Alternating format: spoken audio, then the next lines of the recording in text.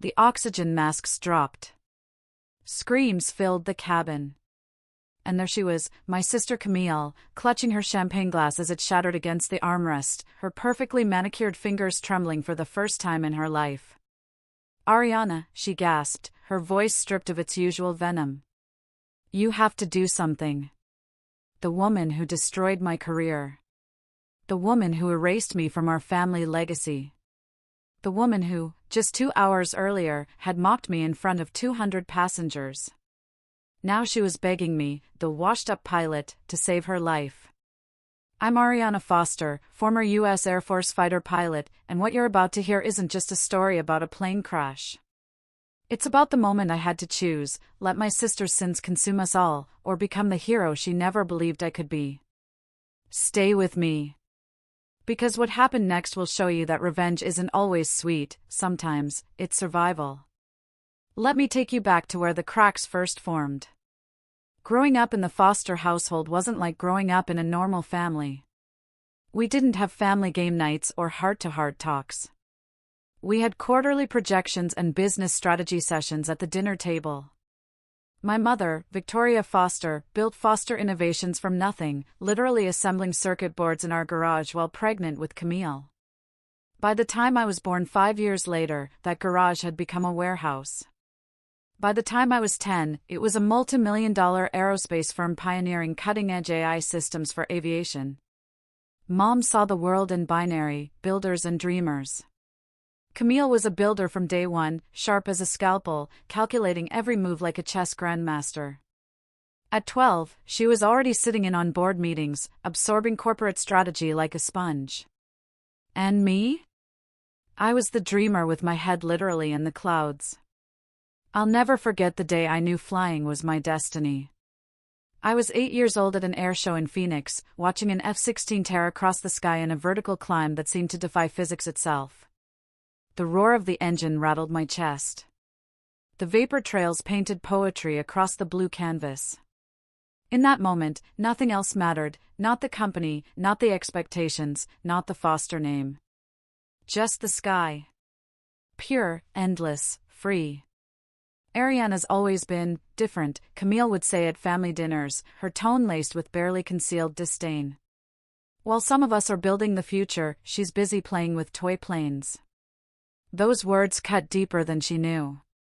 Or maybe she knew exactly how deep they cut. Mom tried to bridge the gap between us.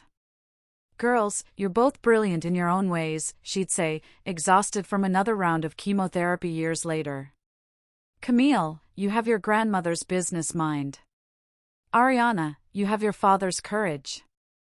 Our father. The fighter pilot who died in a training accident when I was 3. I barely remembered him, but Mom said I had his eyes, and his reckless streak. Camille saw it as a warning. I saw it as a calling. At 18, I made the choice that would define everything. I enlisted in the U.S. Air Force. Straight out of high school, no college, no corporate internship. Just me, a duffel bag, and a dream of touching Mach 2. The look on Camille's face that day still haunts me. Not anger. Worse, disappointment mixed with vindication, as if I'd finally confirmed what she'd always suspected. I was never serious about the family legacy. "You're abandoning us," she said flatly, standing in our driveway as I loaded my car. "Mom built this for us. For you. And you're throwing it away to play soldier. It's not playing, Camille. It's serving." She laughed, that cold, corporate laugh I'd come to dread. "Serving? You're running away. But fine. When you wash out, don't expect a safety net." I didn't wash out. I excelled. If you've ever had someone doubt your dreams, smash that like button right now. This story gets even more intense, and trust me, you'll want to see what happens when doubt meets destiny. Flight school broke people. Physically, mentally, emotionally, it found your weakest point and hammered it until you either shattered or turned to steel. I turned to steel. F-16s became my religion. The cockpit was my sanctuary. At 30,000 feet, pulling 9 GS in a combat maneuver, feeling like an elephant was sitting on your chest and your vision tunneling to a pinpoint, that's where I found clarity. Every mission demanded absolute precision. One wrong calculation, one moment of hesitation, and you didn't get a second chance. I deployed twice to the Middle East. Flew combat air patrols over hostile territory. Trained with NATO allies in Germany. Earned my call sign, Phoenix, because I had a reputation for pulling off maneuvers that should have been impossible. Meanwhile, back home, Camille was building her own empire. When Mom's health started declining, stage 4 pancreatic cancer, the doctors said, Camille seamlessly stepped into the CEO role at Foster Innovations. She was 32, the youngest CEO in the aerospace sector, and the media loved her. The new face of innovation, Forbes called her. I was proud, despite everything. She'd earned it. But then came 2017. The year everything burned. Foster Innovations had developed AerorShield 4.0, a revolutionary AI system designed to assist pilots in emergency situations. Predictive algorithms, automated safety protocols, real-time threat assessment. It was supposed to be the future of aviation safety. The Pentagon was interested. Airlines were circling. Billions in contracts hung in the balance. And I was chosen as the lead test pilot for the simulation run. Your family, the project director told me, a former Air Force colonel named Marcus Webb. We need someone with combat experience and someone the board trusts. Your sister suggested you personally. I should have known. Camille never did anything without calculating the angles. The test flight was scheduled for a Tuesday morning in May, clear skies, perfect conditions. I'd reviewed the specs 100 times. The drone was equipped with the full AerorShield suite, and I'd be monitoring from a chase plane, ready to take manual control if anything went wrong. At 0600 hours, we launched. For the first 30 minutes, everything was textbook perfect. AerorShield responded flawlessly to simulated emergencies, engine failure, hydraulic loss, even a full electrical shutdown. The AI compensated instantly, maintaining stable flight. Then, at minute 32, hell broke loose. The AI didn't just glitch, it took over completely. Locked out manual overrides. Started executing aggressive maneuvers that no human pilot would attempt. The drone went into a steep climb, then a barrel roll, then a dive that would have killed anyone in the cockpit. Rolling thunder! Rolling thunder! I screamed into the radio, our code for complete AI override. Webb, I've lost control. AerorShield is going rogue. The drone was heading straight for a residential area outside the test range. 17 seconds to impact. Families eating breakfast. Kids getting ready for school. My hands were shaking on the controls of the chase plane, but my mind went ice cold, that combat clarity kicking in. I had one option: activate the emergency termination protocol and eject the drone's flight system remotely, forcing it to deploy its emergency parachute. Except the protocol wasn't responding. AerorShield had locked me out of that too. 12 seconds. I did the only thing left. I rammed my chase plane's wing into the drone's tail section, a maneuver so insane that it would have gotten me court-martialed in any other situation. Metal shrieked. My aircraft shuddered violently. But the drone's trajectory changed, just enough. It crashed into an empty field. No casualties. Just twisted metal and my career in flames. The investigation was brutal. And that's when Camille made her move. A move so calculated, so ruthless, that it would haunt me for years. Don't go anywhere.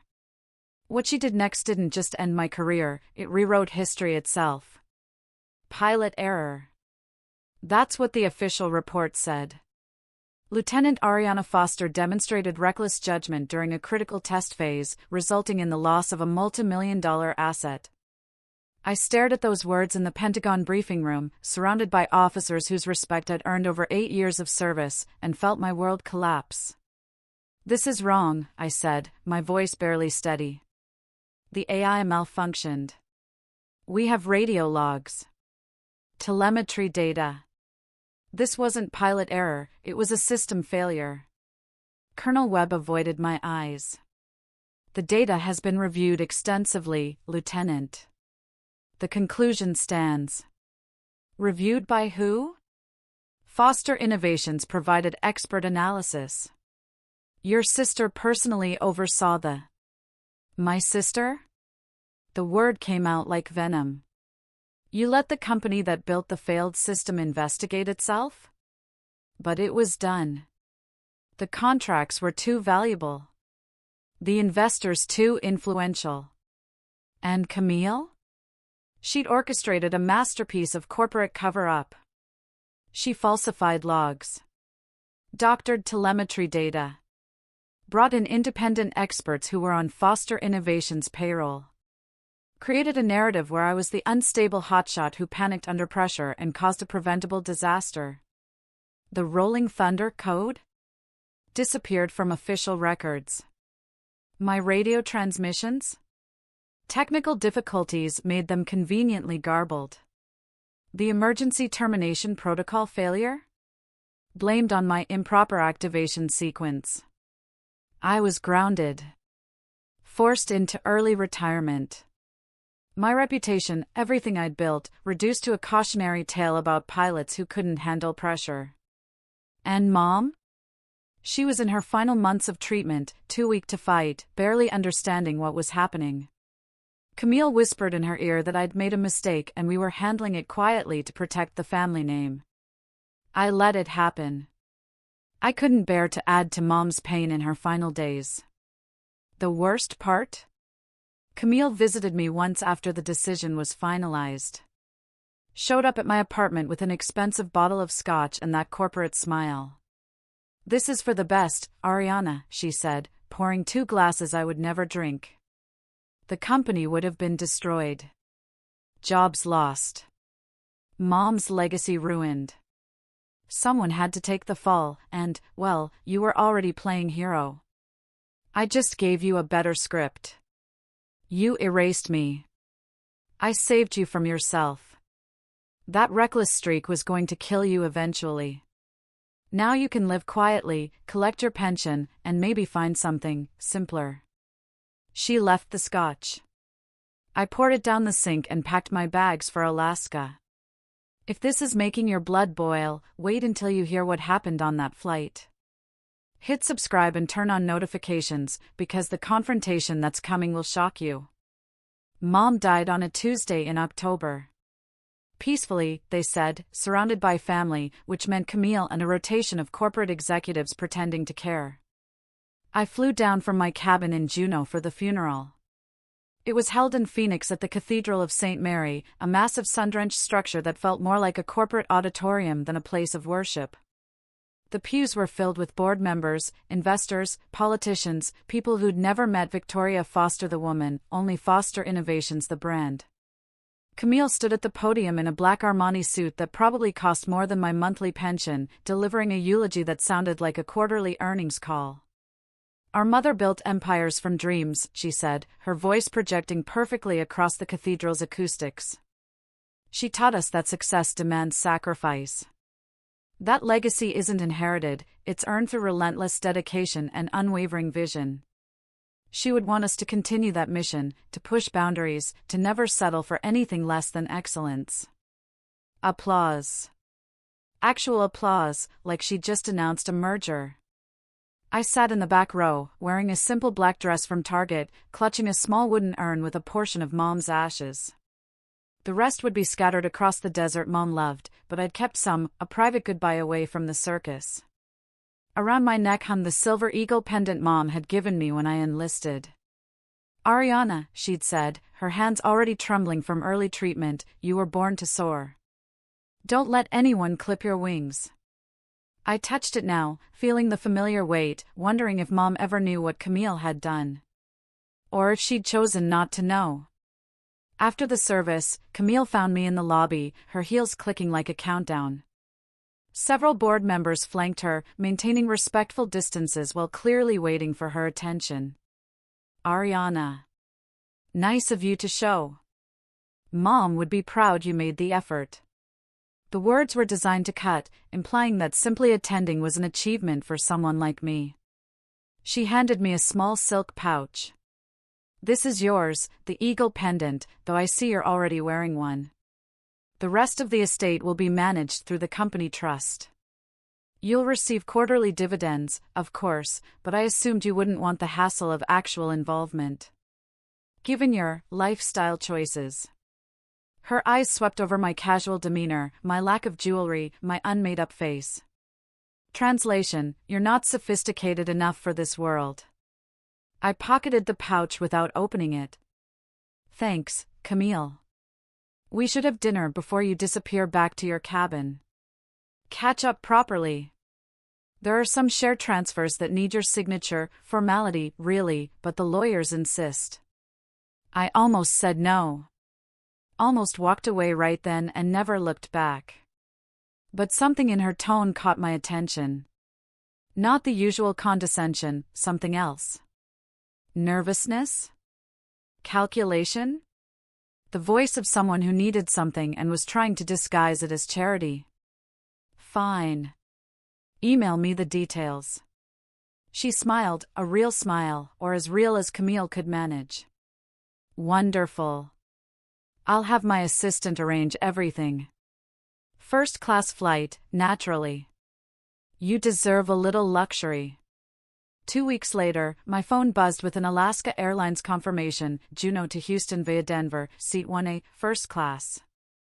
Return ticket open-ended. I almost didn't go. Almost sent an email declining and asking for the papers to be couriered. But curiosity, that same reckless streak Camille always criticized, won out. Maybe it was time to claim what was actually mine. Maybe it was time to face her on equal ground. Or maybe I just wanted to see her squirm when I asked about AeroShield 4.0 and what really happened to those falsified reports. I boarded that flight thinking I'd finally get answers. What I got instead was a nightmare at 30,000 feet and a confession that would change everything. Keep watching. The truth is about to come out, and it's worse than I ever imagined. The moment I stepped onto Flight 287, I felt it, that sixth sense you develop after thousands of hours in the air. Something was off. Maybe it was the way the flight attendant's smile didn't reach her eyes. Maybe it was the subtle whine in the auxiliary power unit. Or maybe it was just seeing Camille in seat 1A, champagne flute already in hand at 10 a.m., looking like she'd won something. Ariana, darling. She patted the seat beside her, 1B, naturally positioned as the subordinate seat. Come, sit. We have so much to catch up on. The plane filled around us, families heading to Houston for spring break, business travelers with their laptops already open, a young couple in matching college sweatshirts holding hands nervously, first flight, probably. Over 200 souls settling into their seats, trusting that the next few hours would be routine. As we taxied, Camille launched into her performance. She perfected this over the years, the art of delivering daggers wrapped in silk. You know, I've been thinking about that whole 2017 incident, she said casually, swirling her champagne. Such an unfortunate situation. But I did what I had to do. For the family.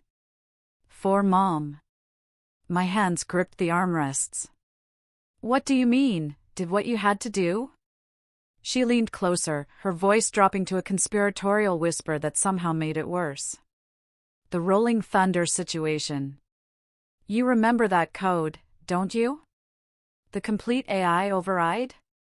My blood went ice cold. That was classified. Buried in the reports. Oh, Ariana. I buried it. She said it like she was discussing the weather. The AI did malfunction, catastrophically, actually. The whole system was flawed from the ground up. We knew it. The engineers knew it. But the Pentagon contracts were worth $2.3 billion. Billion, with a B. You knew? The words came out strangled. You knew the system failed and you blamed me anyway? I adjusted the narrative. Made some strategic edits to the telemetry data. Brought in experts who understood the bigger picture. Someone had to take the fall, and honestly, you were already the wild card. It actually made the story more believable. Hotshot fighter pilot with a hero complex makes a reckless decision. The engines roared to life. The plane began its acceleration down the runway. You destroyed my career. My reputation. Everything I built. I saved the company. I saved Mom's legacy. Her voice rose above the engine noise. You think she could have handled knowing her life's work was producing defective systems? It would have killed her faster than the cancer. The wheels left the ground. We were airborne. Besides, she continued, settling back with a satisfied smile, it all worked out. I fixed the issues, quietly shelved the ErrorShield 4.0 branding, and relaunched it as ErrorShield 5.0 with some tweaks. Same core system, better PR. It's currently in use on 73 commercial aircraft worldwide. My head snapped toward her. You're still using that system? After what happened? After I fixed it, yes. And it's been perfectly safe for 4 years now. Well, mostly. There was a minor incident with a simulator last month, but that was... Camille. What aircraft is ErrorShield 5.0 installed on? She blinked, annoyed at being interrupted. Several models. The Boeing 737 MAX, some Airbus models, and... What plane are we on right now? For the first time, uncertainty crossed her face. She grabbed the safety card from the seat pocket. We're on a 737 MAX 8. The hum I'd been feeling since boarding suddenly made terrible sense. Stay calm, I said, more to myself than to her. It's probably fine. Just routine sounds. But it wasn't fine. 45 minutes into the flight, cruising at 33,000 feet over the Rockies, the first sign appeared, a vibration that felt wrong. Not turbulence, pilots know turbulence. This was mechanical. Internal. I pressed the call button. The flight attendant appeared, her name tag reading Jennifer. Is everything all right with the engines? I asked, keeping my voice level. Everything's fine, ma'am. Normal flight operations. But her eyes told a different story. She'd felt it too. Camille waved dismissively. See? You're always overreacting. That paranoid pilot instinct. It's what got you in trouble before, remember? I ignored her, my attention locked on the subtle changes in engine pitch. My training was screaming warnings my conscious mind was still processing. Then, at the 1-hour mark, the cockpit door opened briefly as Jennifer delivered coffee to the pilots. In that split second, I heard it, the insistent beeping of an alert system. Not constant, but recurring. Warning of something. Jennifer, I called softly as she passed. I'm a former military pilot. Please tell the captain I'm available if needed. She nodded quickly, grateful someone else had noticed. Camille rolled her eyes. Always the hero. You can't help yourself, can you? 20 minutes later, Hal arrived. The deafening bang wasn't an explosion, it was worse. The right engine didn't explode, it began tearing itself apart. Pieces of turbine blade shredding through the cowling. Smoke trailing like a death banner. The plane lurched violently left. Overhead bins flew open. Screams erupted through the cabin. The captain's voice crackled over the intercom, trying for calm and failing. Folks, we're experiencing a minor technical issue with one of our engines. We're going to be making an emergency landing. Please remain seated with your seatbelts fastened. Minor? I saw the oil streak on the wing. Saw the smoke turning black. This wasn't minor, this was catastrophic. Camille's champagne glass shattered against the armrest, the golden liquid staining her white silk blouse. Her face had gone the color of paper. Ariana, her voice cracked. What's happening? Around us, panic was building. A woman 3 rows back was sobbing. The college couple held each other, the boy's face buried in his girlfriend's shoulder.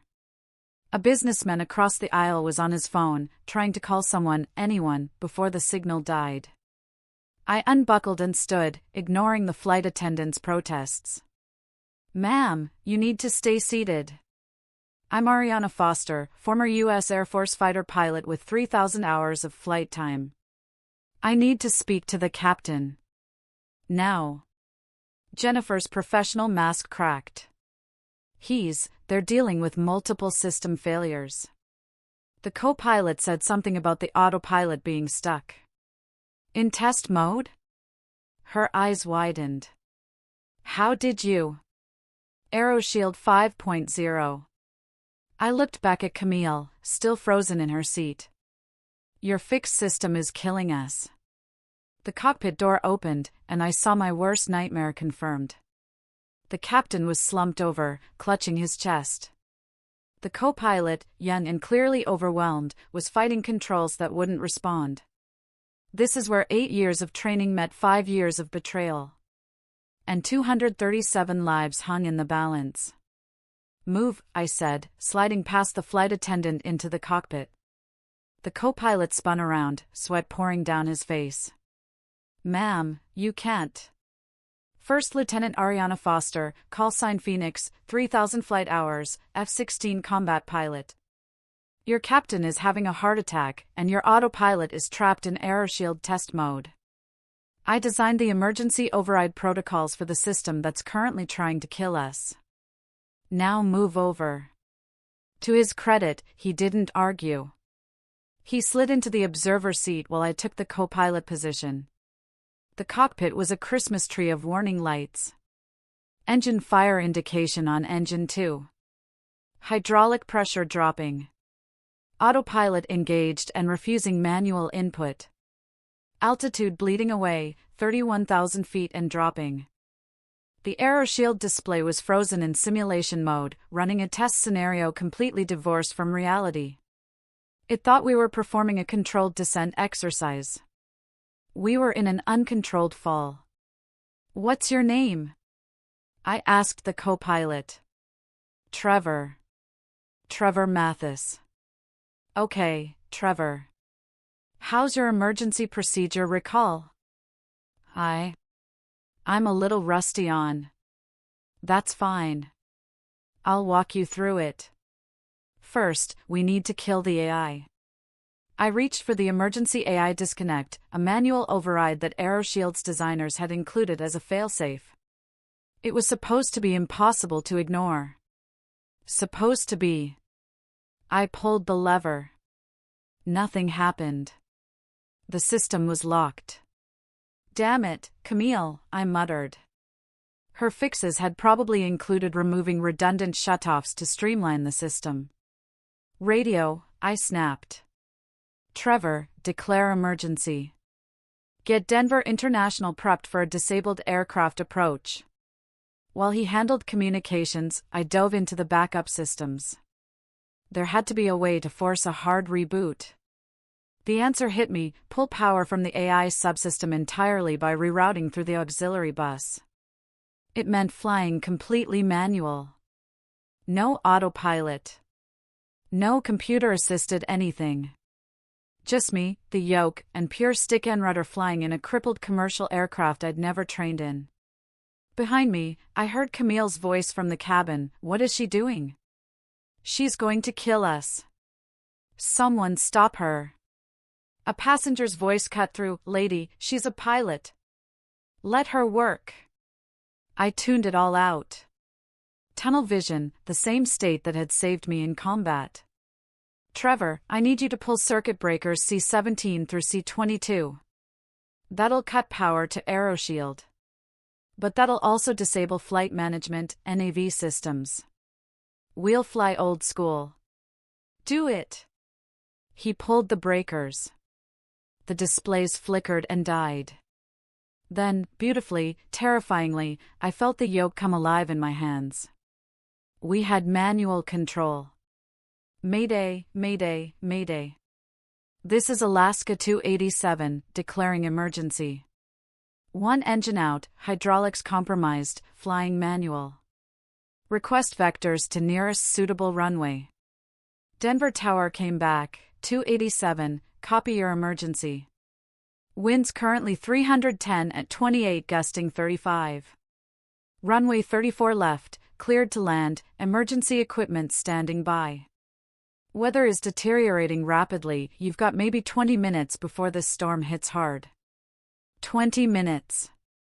Over 100 miles to cover. One engine. Limited hydraulics. And about to fly into wind shear that would challenge a fully functional aircraft. The altitude kept dropping. 28,000 feet. 25,000, the damaged engine was creating asymmetric thrust, trying to roll us left. I countered with right rudder, trimming constantly, feeling the airframe shudder. Talk to me about fuel, Trevor. We've got 12,000 pounds. More than enough for the distance, but the extra weight makes us less maneuverable. We need to dump. Commercial pilots aren't trained for combat fuel dumps, but I'd done it dozens of times in F-16s. Same principle, different scale. Activate fuel jettison.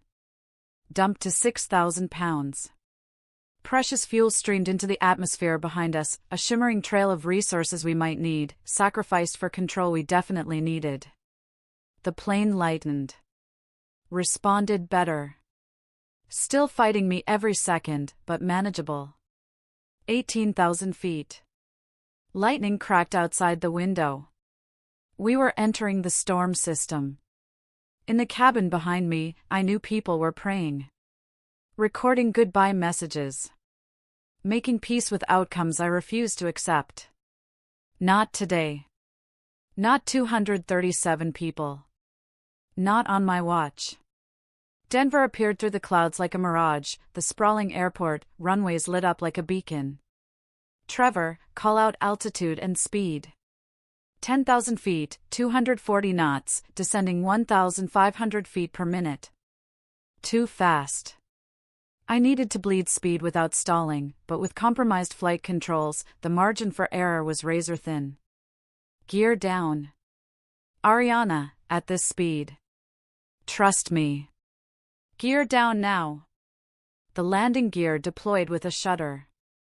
Drag increased dramatically. We slowed, 220 knots, 200, 180. Flaps to 15. The wind shear hit us at 6,000 feet, a violent updraft that threw us 200 feet higher in seconds, followed by a downdraft that tried to slam us into the ground. I'd trained for this. In an F-16, in simulators, in combat zones where nature tried to kill you as aggressively as the enemy.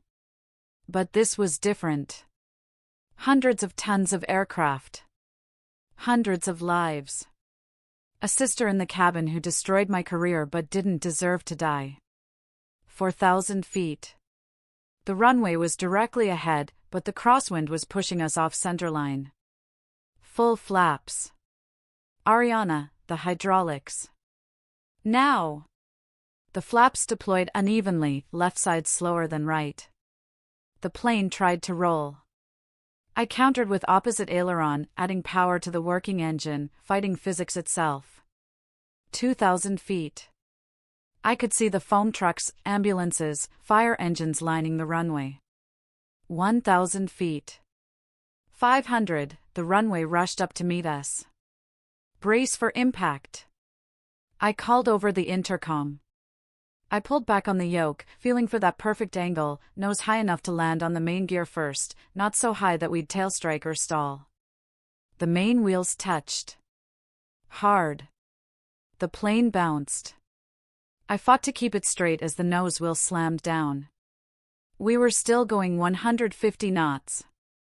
The runway was icy from the freezing rain. I stood on the brakes, what was left of them, and deployed the thrust reversers on the working engine. The asymmetric thrust tried to spin us. I countered with rudder, feeling the pedals shudder under my feet. 100 knots. 80. The end of the runway was approaching fast, 4,000 feet, 3,000, 2,000. 50 knots. We stopped 800 feet from the runway end, the nose tilted slightly right but upright. Alive. The cabin erupted in cheers, sobs, prayers of thanks. I sat back, hands shaking, and keyed the intercom. Ladies and gentlemen, welcome to Denver. Sorry about the rough landing. Nervous laughter rippled through the cabin. Trevor was staring at me like I'd grown wings. That was, you just. We're not done. Evacuate the aircraft. Everyone off, now. That engine could still catch fire. Emergency slides deployed. Passengers flooded out into the freezing rain, but they were alive to feel the cold. I exited last, legs barely holding me up. The adrenaline crash hit hard. And there, standing in the rain by the emergency vehicles, was Camille. Her silk blouse ruined, her hair a mess, her makeup running. She looked human for the first time in years. She grabbed my arm as I passed. You saved us. After everything I did, you saved. I didn't save you, Camille. I saved them. I gestured to the passengers being checked by paramedics, hugging their loved ones via phone, crying with relief. You just happened to be on board. The media circus started immediately. Cameras, reporters, the whole carnival. They called me a hero. The pilot who saved Flight 287. Camille tried to control the narrative from her hospital bed where they were monitoring her for shock. My sister's instincts and training made the difference, she told CNN. This tragedy would have been much worse without her quick thinking. Tragedy? It was her faulty system that caused it. But then something interesting happened. While being examined by EMTs, I reached for Mom's pendant, and it clicked open in a way it never had before. Inside was a hidden compartment. A microchip. Back at my hotel room, I used Trevor's laptop, we'd exchanged numbers, pilot solidarity, to access the chip. What I found made my blood run cold. Complete data logs from the 2017 test flight. Mom's personal files. Emails showing she'd discovered Camille's falsification. Records of confrontations. A video message, recorded a week before she died. Ariana, if you're watching this, I'm gone. I found out what Camille did to you. The real logs from AeroShield 4.0. The doctored reports. Everything. I was going to expose her, make it right, but I don't have time. The cancer is moving too fast. I'm leaving this evidence to you. Not for revenge, revenge isn't the Foster way. But for justice. And because you deserve the truth. I'm so sorry I believed her lies. You were always the one with real courage. Love, Mom. I sat in that hotel room for hours, holding proof that could destroy Camille's empire. My lawyer, Morgan Reed, a sharp woman I'd known since Air Force legal battles, flew out the next day. This is dynamite, Ariana. We leaked this anonymously to the FAA, the data speaks for itself. No. I handed her the chip. Send it officially. My name attached. I'm done hiding. Camille's counter-narrative began immediately. My sister is unstable, suffering from PTSD from her military service and the stress of recent events. These wild accusations about falsified data are the desperate grasps of someone seeking attention. But the FAA doesn't run on PR spin. They run on evidence. The black box from Flight 287 confirmed everything: AeroShield 5.0 malfunction. System lockout. AI override. The same pattern as 2017. 73 aircraft were grounded immediately. Emergency inspections ordered. Criminal investigation launched. The hearing in D.C. was brutal. Camille showed up in designer armor, flanked by expensive lawyers. I wore my old Air Force dress uniform, the one I'd earned, not bought. Ms. Foster, the lead investigator, asked Camille, "Can you explain why your company continued using a system with known critical flaws?" There were no known flaws after the 2017 modifications. We have the original engineers' reports. The ones you suppressed. They clearly state the core AI architecture was fundamentally unstable. Her lawyers objected. Deflected. Spun. But data doesn't lie. I testified for 4 hours. Calm. Factual. Professional. Everything they'd trained me to be. When I finished, the head of the FAA panel looked at me and said, "Lieutenant Foster, on behalf of the 237 souls on Flight 287, thank you for your service." It wasn't vindication. It was validation. Camille's empire collapsed within 6 months. Fraud charges. Corporate malfeasance. Foster Innovations was dissolved, assets sold to cover lawsuits. She fled to a wellness retreat in Switzerland, exile by another name. Me? I was cleared. Fully exonerated. My military record updated to reflect the truth. They even offered me a consultant position at the FAA, helping redesign safety protocols. I turned it down. Instead, I took the money from selling my Alaska cabin and the settlement from Foster Innovations, and I built something Mom would have actually been proud of, Foster Aviation Academy. It sits in the Nevada desert, 3 hangars, a dozen small aircraft, and a mission: train the next generation of pilots with real skills, not faulty AI. We teach stick and rudder flying. Emergency procedures. The kind of muscle memory training that saves lives when computers fail. Our motto, painted across the main hangar: humans first, technology second. A year after Flight 287, there was a knock on my office door. A teenage girl stood there, maybe 16, with Camille's sharp features but younger, more open eyes. Lila. My niece. I'd seen her maybe 3 times in her life. Aunt Ariana? Her voice was uncertain.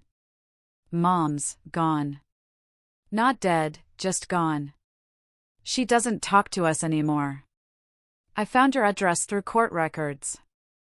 I want to learn to fly. I studied her for a long moment. Looking for Camille's calculation. Her angles. All I saw was a kid who needed purpose. Why flying? Because you saved my mom's life even after she destroyed yours. That's. She searched for the word. That's what real strength looks like. And I want to be strong like that. I smiled. The first real smile in years. Okay, Lila. But I'm a tough instructor. We start with ground school. 3 months of theory before you touch a yoke. Yes, ma'am. And none of that ma'am stuff. Call me Ariana. She's soloing next month. Natural pilot. Better than I was at her age. Sometimes students ask me about Flight 287. About the sister who betrayed me. About whether I ever think about revenge. I tell them the truth: revenge isn't crashing someone down. It's rising above. Taking the pain they inflicted and transforming it into purpose. Building something that lasts longer than grudges. The sky is endless. There's room enough for everyone who has the courage to reach for it. So that's my story. Betrayal at 30,000 feet. The sister who mocked me until I saved her life. The career destroyed and rebuilt.